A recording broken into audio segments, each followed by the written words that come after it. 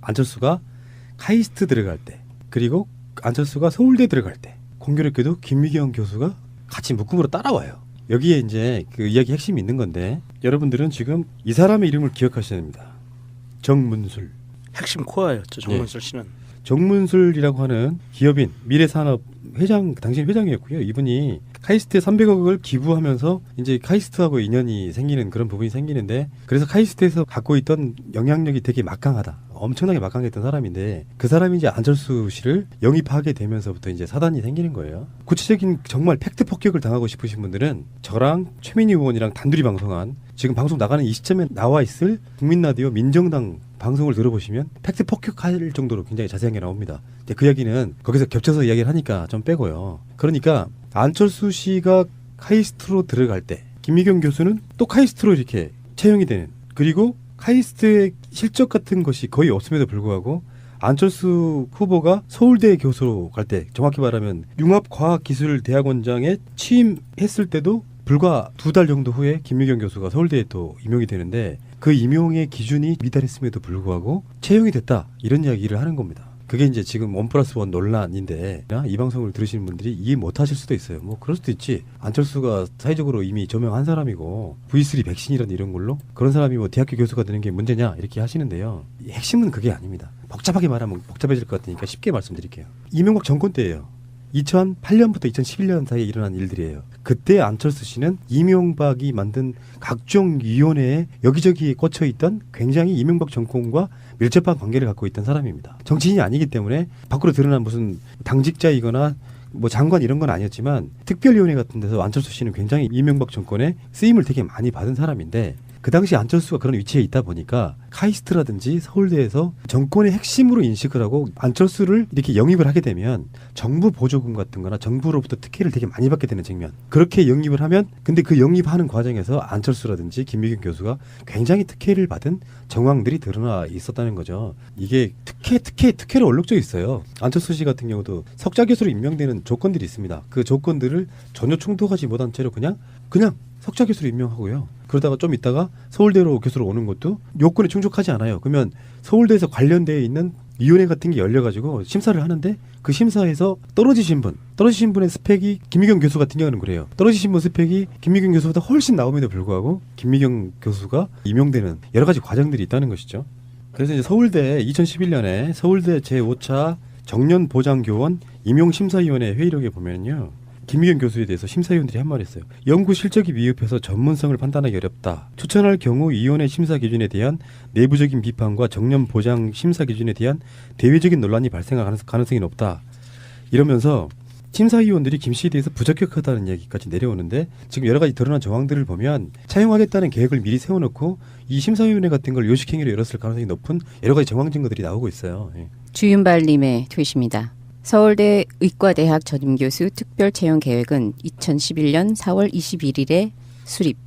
하지만 안철수 부인 김미경 교수가 서울대에 제출한 채용 지원서는 특별채용계획이 수립되기 전 3월 30일 이미 작성됐다. 한 달 뒤를 어찌 알았을까? 라고 올려주셨습니다. 100번 양보한다 쳐요. 그래도 서울대라는 곳은 공립대학교잖아요. 나라가 많은 그 영향력을 부여를 한다 쳐도 그 자리에 못 간 교수부터 등등등 그리고 교수가 그냥 가서 아이들 앞에서 뭐 쇼하고 그러는 게 아니고 연구도 해야 되는 자리고 그리고 정말 이게 비리가 이거는 정말 너무나도 어이가 없는 거잖아요. 예. 300억을 카이스트에 기부한 발전기금 기부한 그래서 정문술 건물이 또 있대요. 카이스트에 가면은 왜 그렇게 기부하고 그러면은 이름 붙여서 이렇게 기리잖아요. 정문술이 안철수 후보를 2008년 3월 26일 날 석좌 교수로 추천합니다. 영향력이 있을 수밖에 없는 사람이잖아요. 근데 김미경 교수는 4월 1일 날 날짜로만 따지면은 거의 한 5, 6일 만에 부교수로 채용됩니다. 근데요 재밌는 거 하나 알려드릴까요? 안철수 후보가 나중에 문재인 후보하고 겨루게 되는 2012년 때 대선 출마하죠. 그 안철수가 인기가 상중가를 칠 때 정문술 씨의 미래산업이 대박을 쳐요 주식을. 그때 벌어들인 돈이 400억이에요. 그렇죠. 네. 근데 400억 올랐을 때 정문술 일가는 그걸 팔아버려요. 먹튀. 그러니까 그 당시에 이제 안철수가 대선 후보로 떠올랐을 때 테마주. 테마주로 네. 예 그러니까는 몇십 원 하던 게 몇천 원으로 해가지고 확 올라갔을 때 제가 정말 친한 후배 오빠가 미래산업을 다녔어요. 지금 생각해 보니까 이 미래산업이라는 이름을 보고 방금 딱 생각이 난 건데, 그래서 그 당시에 이 오빠가 가족들하고 같이 미국으로 이 회사에서 발령을 나서 미국으로 이민을 갔었거든요. 그런데 그 당시 이때쯤에 2012년 때쯤에 회사가 없어졌다는 거예요. 네. 그래서 이 오빠가 미국에서 자기가 이제 잡이 없으니까 어떻게 해야 되냐 굉장히 난리가 났었던 게 기억이 났는데, 그게 이걸 생각해 보니까 지금 딱 생각이 나는 거예요. 예. 그리고 안철수는 석좌 교수가 아니에요. 엄밀히 따지면 돈을 기부해서 교수 자리를 사준 거예요. 그래서 그 사람의 명칭이 정문술 석좌 교수예요. 뭐 보도나 뭐 이런 거 다 나가는 것은 그 석좌 교수라고만 나가는 거잖아요. 이명박 그 정부 시절에 확 뜨고 난 다음에 포스코 사회이사로도 활동을 했었고, 그러니까는 안철수를 대대적으로 막 띄워주려고 어마어마하게 작업을 많이 했던 거죠. 포스코 이야기도 요즘에 포스코 말아먹었다는 얘기 나오고 있죠 지금. 그러니까 그때 제일 포스코가 힘들었을 때 사회이사 하면서 예. 어마어마한 게 많이 나오잖아요. 퍼스트 클래스로 뭐 13번 동안에 왔다 갔다 했고, 자기가 투표한 거 중에서 딱 한 건 했는데 기부 안 하겠다고 한 거만 그 투표하고, 그 사회이사라는 사람이 그랬다는 거죠. 그러면 2012년에 정문술이 400억을 먹튀했으면 주가로 먹튀한 거 아니에요? 테마주 때문에 이제 돈을 테마주로 벌어들였으니까. 수익을 그렇죠. 많이 올렸다. 그러니까 300억 투자하고 400억을 벌었으니까는 100억을 그 차익을 거둔 그때 거죠. 정문술이 400억을 벌었을 때 개미 투자자, 전체 투자자의 99%인 개미 투자자가 667억인가를 손실을 봤어요. 이걸 보고 소위 그 내부자 거래에 의한 먹튀라고 의심을 하는 거고요. 그러니까 일반인들이 정문술과 안철수가 친하다는 걸 어떻게 알아? 그러니까. 그런데 그러니까요. 보도 자료 자체가 이 사람 이름을 빼고 석좌 교수만 내보내고 했으니까 모른 거죠. 그 정문술 씨는 38년생이에요. 우리 어머니하고 동갑이네. 정문술이라고 하는 사람이 뭐 안철수랑 어떤 관계가 있는지 모르지. 우리 일반인들이 알겠습니까? 아는 사이였을 수도, 아니면은 그런 식으로 접근을 해서 뭔가 카이스트의 유명 인사를 석좌 교수로 놓고 싶은 생각도 있었다라고 저는 순수하게 볼 수도 있다고 생각합니다. 근데 채용되는 과정들이 특혜 연속이고 자격이 안 되고, 예를 들어서 카이스트만 해도 제가 들은 이야기로는 카이스트 당시 교수들이 그런 얘기가 돌았다는 거예요. 안철수는 부인하고 같이 움직이려고 한다. 그래서 안철수는 개인이 혼자 데리고 오기는 힘들다. 그러면 안철수를 데리고 오기 위해서 김유경 교수한테는 자격이 안 됨에도 불구하고 그걸 특혜를 주는 과정인데, 그게 서울대까지 옮겨갔다는 거고요. 서울대에서는 심사위원회 같은데 들어왔던 심사위원들이 나중에 사퇴하기도 해요. 이거 말도 안 된다, 이렇게 임명시키는 거는. 국립대에 있는 서울대도 그런 방식으로 안철수를 이제 교수로 임명하게 되는 그런 부분이 있는 거고요. 그러면은 2012년에 그렇게 정문술 씨가 수익을 많이 냈으면 그 다음 대통령 선거인 올해 2017년도에도 그런 움직임이 있지 않나요? 주식 잘 알고 계시는 마차님. 제가 주식을 잘했으면 당시에 미래산업을 좀 샀었겠죠. 아니요, 잘 하시는 게 아니라 잘 알고 계시는. 지금 뭐 테마주에서 뭐 오늘 요즘도 좀 심상치 않은 움직임이 있다고 하던데요. 그런데 저는 일희일비하지 않으려고 코스닥이나 그쪽은 안 사고요. 우량주만 삽니다. 네. 2008년도에 안철수 후보를 그 이름을 대고 그 석좌 교수를 만들어 줘가지고 2008년도에 그 재단이 설립돼 있었다든지 그걸 돈을 넣었으면은 조금 더 냄새가 날 텐데, 발전 기금을 낸 거는요 2001년도예요. 그리고 안철수 후보가 석좌 교수 임명된 게 2008년도인데 1호예요. 그러니까는 7년 동안 사람들을 찾아다닐 수도 있었잖아요. 그런데 그 정문술이라는 사람이 박정희 정권에서 그 18년 동안 정보부에 있었던 사람이에요. 또 18년이에요. 네, 거기도 18년이에요. 네.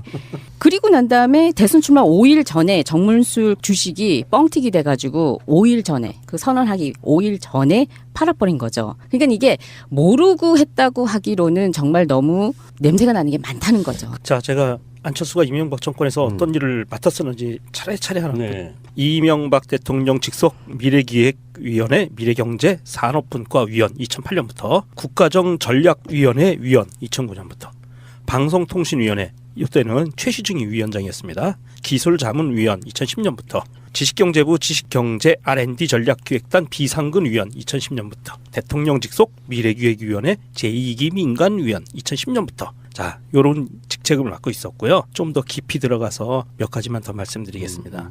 이명박이요. 그때 2012년 당시에 정치권에서 안철수 바람이 처음 불었잖아요. 그때 이명박이 이렇게 얘기합니다. 안철수 바람은 국민들이 정치권에 많은 변화를 요구하고 있는 것이고 우리 정치권에 올 것이 왔다고 생각한다. 이명박이 친히 이런 찬사까지 해줬고요. 재밌네요. 이게. 네. 그다음에 결정적인 거 하나 말씀드릴까요? 이명박이 안철수를 국무총리 후보로까지 추천했었어요. 그 정도예요? 네. 안철수에게는 역사적인 가치관이나 이런 게 없었잖아요. 그래서 상상도 할 수 없는 이상한 짓 많이 했잖아요. 뭐 민주당 강령에 5.18을 삭제한다든지 이런 거. 근데 그게 우연이 아니었다는 게 지금 드러나고 있는 거네요. 네. 어떻게 그리고 보면. 또 있습니다. 이 끝이 아니에요. 이명박이 취임 초기에 안철수에게 지식경제부 장관을 제안하기도 했고요. 굉장히 총애했네요. 예, 하나 더 있어요. 철수가 최고다. 하나 더 있어요. 2011년에 서울시장 선거에도 나오라고 할 정도였어요. 그게 이명박 작품이라는 거예요? 네. 철수가 최고다. 이명박 정권의 그 기획이 그랬었던 것 같은데 네.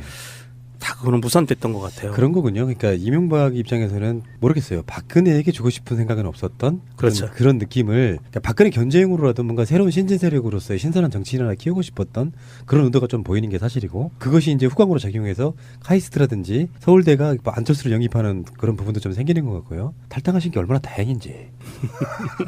그런데 안철수가 떠서 이명박이 관심이 간 게 아니고요. 정황을 보면 띄어서 이 사람을 앞으로 내세운 걸로 더 보이지 않으세요?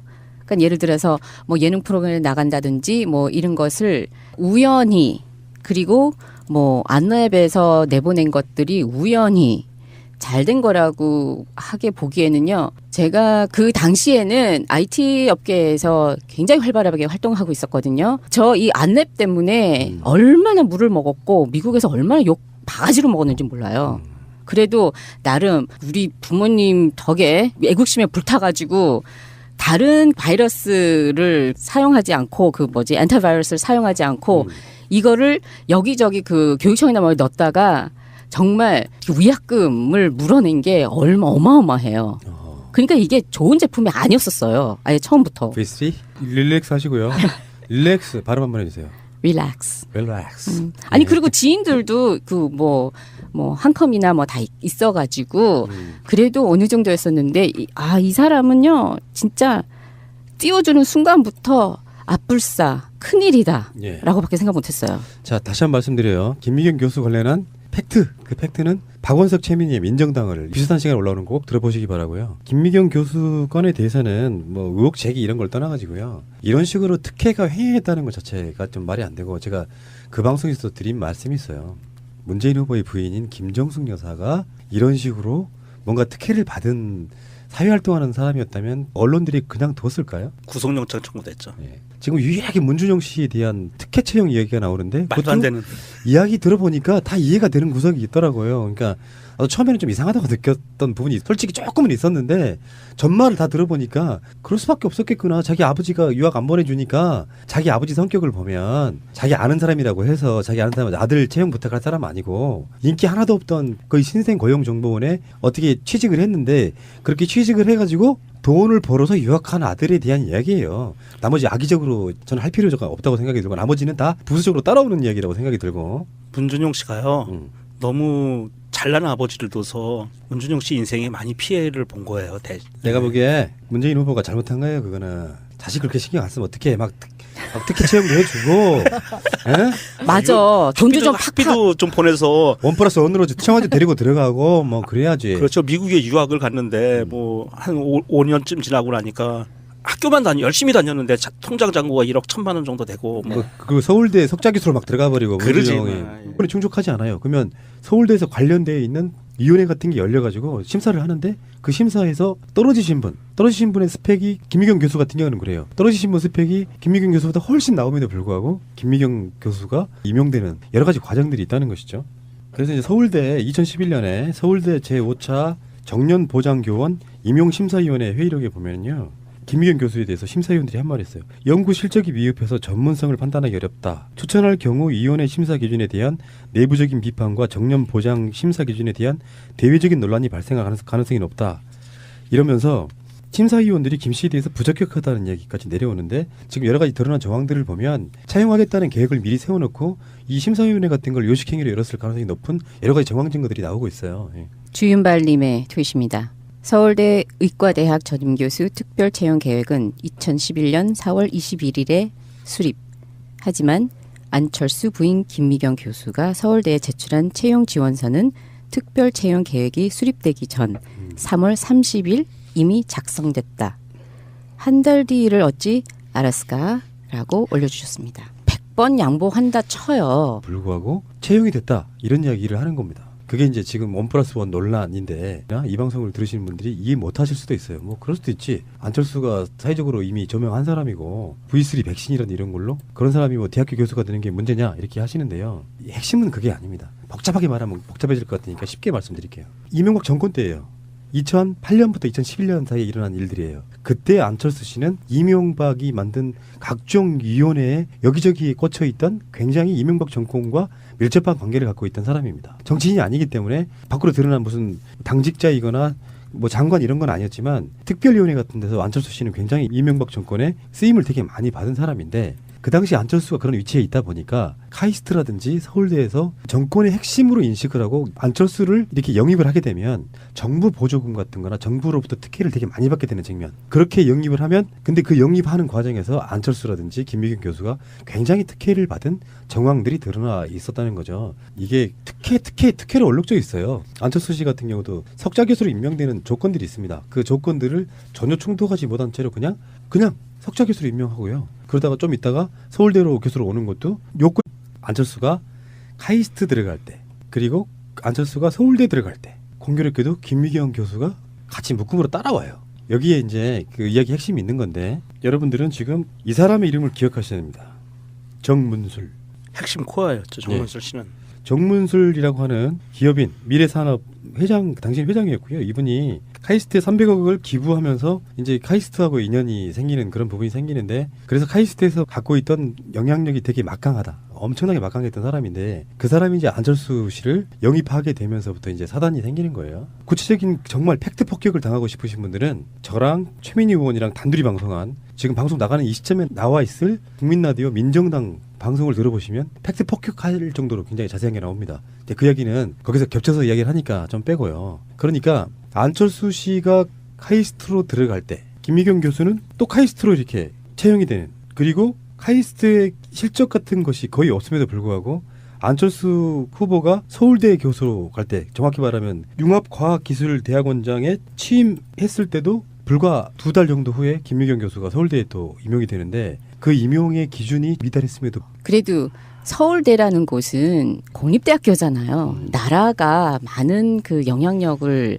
부여를 한다 쳐도 그 자리에 못 간 교수부터 등등등 그리고 교수가 그냥 가서 아이들 앞에서 뭐 쇼하고 그러는 게 아니고 연구도 해야 되는 자리고 그리고 정말 이게 비리가 이거는 정말 너무나도 어이가 없는 거잖아요. 예. 300억을 카이스트에 기부한 발전기금 기부한 그래서 정문술 건물이 또 있대요. 카이스트에 가면은 왜 그렇게 기부하고 그러면은 이름 붙여서 이렇게 기리잖아요. 정문술이 안철수 후보를 2008년 3월 26일 날 석좌 교수로 추천합니다. 영향력이 있을 수밖에 없는 사람이잖아요. 근데 김미경 교수는 4월 1일 날 날짜로만 따지면은 거의 한 5, 6일 만에 부교수로 채용됩니다. 근데요 재밌는 거 하나 알려드릴까요? 안철수 후보가 나중에 문재인 후보하고 겨루게 되는 2012년 때 대선 출마하죠. 그 안철수가 인기가 상중가를 칠 때 정문술 씨의 미래산업이 대박을 쳐요 주식을. 그때 벌어들인 돈이 400억이에요. 그렇죠. 예. 근데 400억 올랐을 때 정문술 일가는 그걸 팔아버려요. 먹튀. 그러니까 그 당시에 이제 안철수가 대선 후보로 떠올랐을 때 테마주로 네. 예. 그러니까는 몇십 원 하던 게 몇천 원으로 해가지고 확 올라갔을 때 제가 정말 친한 후배 오빠가 미래산업을 다녔어요. 지금 생각해보니까 이 미래산업이라는 이름을 보고 방금 딱 생각이 난 건데 그래서 그 당시에 이 오빠가 가족들하고 같이 미국으로 이 회사에서 발령을 나서 미국으로 이민을 갔었거든요. 그런데 그 당시 이때쯤에 2012년 때쯤에 회사가 없어졌다는 거예요. 네. 그래서 이 오빠가 미국에서 자기가 이제 잡이 없으니까 어떻게 해야 되냐 굉장히 난리가 났었던 게 기억이 났는데 그게 이걸 생각해보니까 지금 딱 생각이 나는 거예요. 예. 그리고 안철수는 석좌 교수가 아니에요. 엄밀히 따지면 돈을 기부해서 교수 자리를 사준 거예요. 그래서 그 사람의 명칭이 정문술 석좌 교수예요. 뭐 보도나 뭐 이런 거 다 나가는 것은 그 석좌 교수라고만 나가는 거잖아요. 이명박 그 정부 시절에 확 뜨고 난 다음에 포스코 사회이사로도 활동을 했었고, 그러니까는 안철수를 대대적으로 막 띄워주려고 어마어마하게 작업을 많이 했던 거죠. 포스코 이야기도 요즘에 포스코 말아먹었던 이야기 나오고 있죠 지금. 그러니까 그때 제일 포스코가 힘들었을 때 사회이사 하면서 예. 어마어마한 게 많이 나오잖아요. 퍼스트 클래스로 뭐 13번 동안에 왔다 갔다 했고, 자기가 투표한 거 중에서 딱 한 건 했는데 기부 안 하겠다고